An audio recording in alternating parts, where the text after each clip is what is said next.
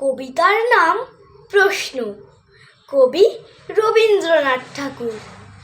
মাগো, আমায় ছুটি দিতে বল, সকাল থেকে পড়েছি যে মেলা। এখন আমি তোমার ঘরে বসে করব শুধু পড়া পড়া খেলা। তুমি বলছো দুপুর এখন সবে, না হয় যেন সত্যি হলো তাই।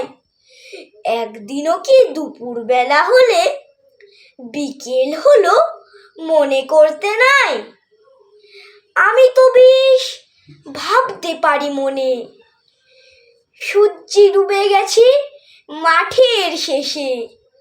বাগদি বুড়ি চুবড়ি ভরে নিয়ে শাক তুলছে পুকুর ধারে এসে। আধার হলো মাদার গাছের তলা, কালি হয়ে এলো দিঘির জল। হাটের থেকে সবাই এলো ফিরে, মাঠের থেকে এলো চাষির দল।